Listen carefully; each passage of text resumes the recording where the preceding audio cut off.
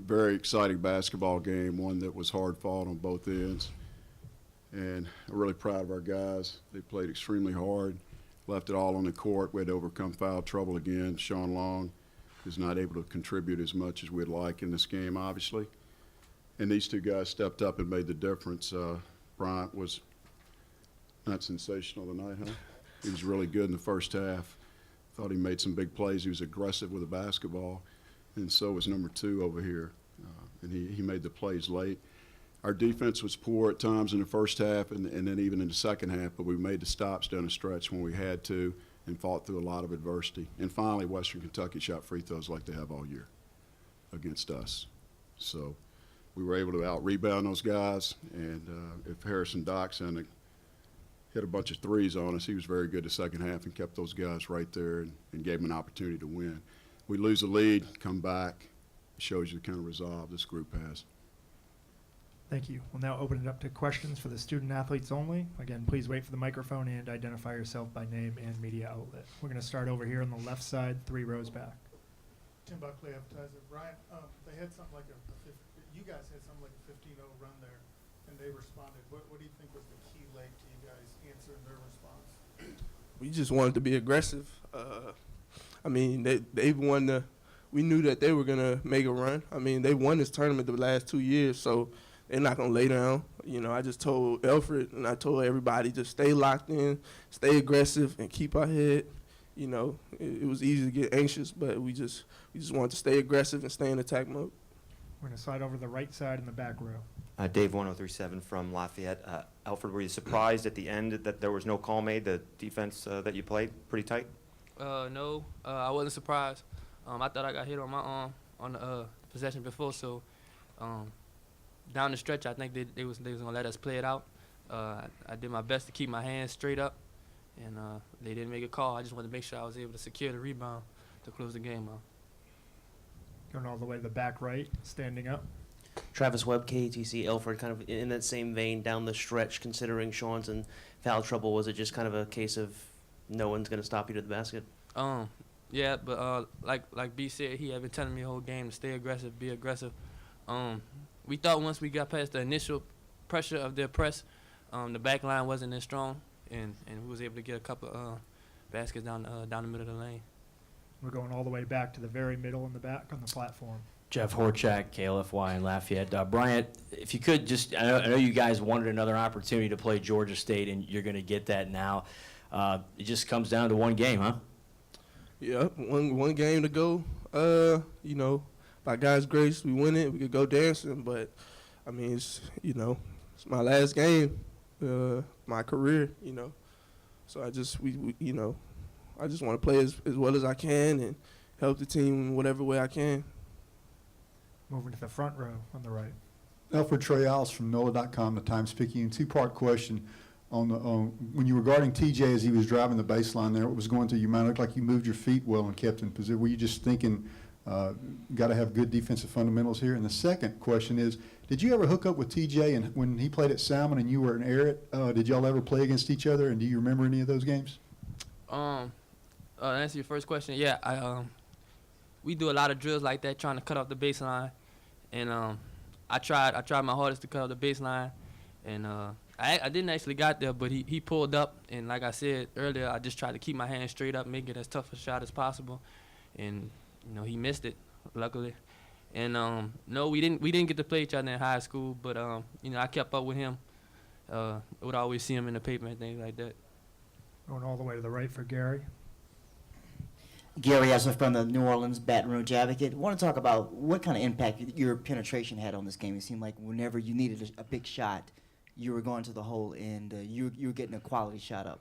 I think that helps our team in so many ways by me getting paint touches. I feel like if the big man steps up, I can lob it to Sean. If a guy's helping down, I can kick it out to any of my shooters, and I'm real confident that they're gonna knock it down. So when we need a basket, that's what I'm trying to do. I think that presents the best opportunity for us to make a shot. So back over to the left side in the middle. Doug Robertson with the Atlanta Journal-Constitution. Can you talk about the matchup with Georgia State and if you have any concerns or challenges with 3 games in 3 days? For me, No concern at all. This is the championship game. No excuses. You just gotta let it all hang out. We're not concerned with the matchup. We feel like we match up well with them, and we feel like we're the better team. It's all about going out there and proving it. The back right. Again, Dave Schultz from 103.7. In the moment, do you guys realize with like 2 minutes left, you guys have been in this situation all season long, Yeah. whether it's coming from behind or letting the lead slip away, do you guys actually realize that and say, hey, we've been here before? Yeah, I say yeah. I say yeah as well. Yeah. I mean, when we was at the Cajun Dome, we played those guys, and we were up going into half, or like right before half or going into half. I just want to say 10, and then we let that one get away. And then when we played them up in Bowling Green, you know, it was a close game, you know, the whole game. But I mean, this time we just wanted to, you know, realize that they were going to make a run. And I mean, both teams are really good teams, so both teams had runs in them. But we just wanted to try to make the last run at the end. And every game, a lot of games, Texas State, South Alabama, the list goes on and how many close games we done had this year. And we've been on both sides, so. Yeah, I mean, and that's the difference between this year and last year. Last year, we were in the same predicament as well, and we just, lost a lot of close games. You know, we were young, so, I mean, that year of experience helped us out a lot. So, Yeah. you know, that just helped us. Last question over here on the left side. Brian, with Sean's foul trouble, how big was what Elwood Moore in particular did and JJ Dad as well? It was big. It was very big. Elridge is a senior just like me, so I told him, man, look, 40 minutes is all we're guaranteed, you know, so put your big boy pants on and let's play. You know, me and him our seniors and, you know, along with Braylon, you know, so we have to pull our weight and play like seniors. So Thank you very much, guys. We're going to move on to questions for the head coach now. I think they'll take you back to the locker room. They'll have someone in the back to do that. Questions for head coach Bob Marlin at this time? We're going to start in the back right. Again, Dave, 103.7 from Lafayette. Coach, what made you switch to zone a couple of times in the second half? Just they called timeout, try a little cat and mouse game. Plus, it was able to keep Sean in the game for a second, just to change the pace. And I thought it worked. We went to our zone press, which we did a lot in Bowling Green for the game. We went to that and got a couple of steals early in the trap also. Can move over here to the left side, 3 seats back. Hey, Coach, Jeff Bishop from the Bowling Green Daily News. You know, Western's done this 2 years in a row, made these wild runs at the end. I mean, what were you thinking there in the last couple of minutes when they took the lead? Just that it was a one-possession game. What was their biggest lead, 2, 3? One-possession game. We've played so many of these close games that we feel like we can come back and play. You know, number 2 is the best penetrator in our league, and he can get to the basket, and we feel like we're always in the game. You know, we won 10 or 12 games. We lose at Georgia State. Ironically, the team we're playing tomorrow on a 3 with 0.8 of a second left, which Alfred missed a free throw. We win that game, probably. And then you turn around, and the other loss is at Bowling Green. Alfred missed a 3, and Sean Long and Alfred Payton go 3, or Sean and Bryant Bombaloo go 3 for 18 from the field. That's not going to happen very often. That shows you we were able to stay with Western then, and then tonight, Sean with 9 and 3, and we're still able to overcome that. Xavier Remmer doesn't score. He had a career high 24 last night.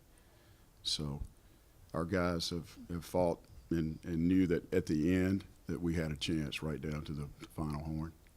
Going to the left. We're playing with a lot of momentum. Western hadn't played in a week and a half. They didn't play Price and Fant in the last game. They just kind of punted.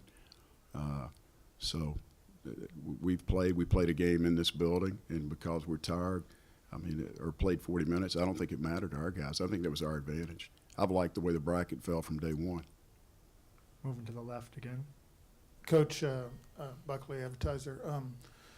2 things. One, how important for Alfred was it to both be aggressive and want the ball in his hands late in the game, kind of take over those last few possessions offensively and defensively, and also picking up with what Bryant was talking about with Elridge in particular and JJ as well. How important were those contributions? Well, it was very important. First of all, Alfred's going to have the ball. Tim, you know that. And he was dead tired, but he made enough plays to get us to this stage. And we're going to rest with him. And there was no one else I'd rather have going down the stretch there. I thought we'd get a shot on the rim. We didn't. But on the other question, Elridge Moore was big. Outside of missing an offensive rebound stick back in the start of the second half, I thought he did some great things, made some tough shots, and really rebounded the ball and was active. And then J.J. came in also, hit a couple of shots, a couple of free throws, and hit a big jump shot, which we've seen him hit all year. Going to the middle on the platform in the back. Hey, Bob, Jeff Horchak, KLFY in Lafayette. You knew that there was a chance that you get a chance to play Georgia State again, and now you're going to get that opportunity. What do you think you learned from the first two games you played against them this year? Well, we've got to make shots, Jeff. We didn't do that at home, and then made 3 threes. And in the game in Atlanta, we made 10, if I remember correctly, and got off to a good start.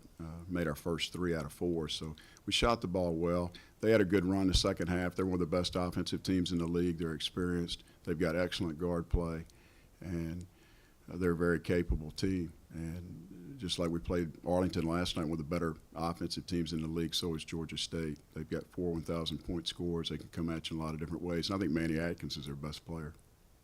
If we have one more question, we have time for it. We'll go to the back right again. Bob, just for you, Travis Webb, KATC. Bob, just for you in the program to get to Championship Sunday, what does it mean, regardless of obviously outcome, but just to get to this stage? Well, it's important for our program. We're taking the next step and moving in the direction we want to move in. And tough out today. Western Kentucky had the longest winning streak, right, conference tournament-wise in America. They'd won 9 conference games in a row, if memory serves me correct. So we needed to get past these guys today. We're taking it one game at a time, and tomorrow the slate's clean with Georgia State. I mean, it'll be 0-0 to start the game, and the team that plays the best tomorrow will win. Thank you very much, Coach. Good game. We just came up short today. Open up to questions for the student athletes only at this time. Any questions? On the left side here. Chad Bishop, Bowling Green Daily News. George, and your thoughts. This is the first time you've had to experience a loss. Your thoughts on this game and how it went down? Not really used to it. Definitely does hurt, but proud of my team, proud of the coaches, proud of the play. Just didn't go right for us. Dan. You guys have preached defense all week long. Do you think the defensive effort was there for 40 minutes? I'm not sure. I mean, I just know we lost. That's it. On the right side now. Lucas Sawback, Western Kentucky Herald. George, you said coming into this that it's tough to beat a team 3 times in 1 year. What do you think was the difference tonight from Lafayette? What did they do different tonight? Nothing. Just ball fell right for them. Then fell right for us at the end. Going in the middle and the back on the platform. Jeff Woods, WKU. George, Kyle, or Chad, excuse me, kind of touched on it that this is the first time you've lost here at this tournament. Is it almost kind of hard to believe that it's over? I mean, it's a tournament. Just know we lost. I mean, it's kind of tough, but you know, we gotta get ready for next year, and I guess we gotta remember this feeling and be ready for next year. Additional questions? One more. Chris, just looking forward, obviously a lot to look forward with the people coming back next year. I mean, how do you evaluate this season and looking forward to next year? I mean, that's not really on my mind right now. And it's not my job to evaluate anything. I just play. I do what coach wants me to do. And, I look out for my teammates. And that's all I can say right now. I don't evaluate anything. Any additional questions for the student athletes? Okay. Thank you very much, guys. There'll be someone to take you back to your locker room from the back. This time we'll take questions for head coach Ray Harper. Coach, just walk us through the last possession, the last shot that TJ threw up. I thought he had opportunity to drive it, and I didn't think anyone was ahead of Peyton, and I thought with his strength and his ability to drive it, we had a great opportunity to get an easy one. Further questions? Again, in the middle and the back. Hold on, we'll start up. Back to you. You did have a timeout left. We had correct? one. That's usually your style, though, just to let them play it out. Depends on the time of the game. Feel like you got the ball in the guy's hands that you wanted. If we'd have called timeout, we'd have probably tried to put the ball in TJ's hands or George. And where he was, if he could have turned it about another half step, he had him probably a bucket, you know. I mean, I don't know what you wanted me to run out of that timeout. Once the ball went up, time was out, so we probably weren't going to get a much better one. Going to the back on the platform. Which obviously you had a shot to win there with TJ. Did miss some free throws there down the stretch. Do you feel like that how much did that hurt, did you feel like? 55%, you know. You got to make free throws this time of year. Didn't help. But, you know, we competed and came up short. Moving over to the right side, second row. You got 11 points out of Brandon Harris. I know Caden started. Okaro got some rebounds. What can you say about your seniors going out like this? You know, just class act. They're great guys. They'll be successful long after today, which is what I'm most proud of. You know, they're great kids, and they represent this basketball program, this university, the right way. Any additional questions for Coach Harper? Thank you very All right, much, guys. Coach.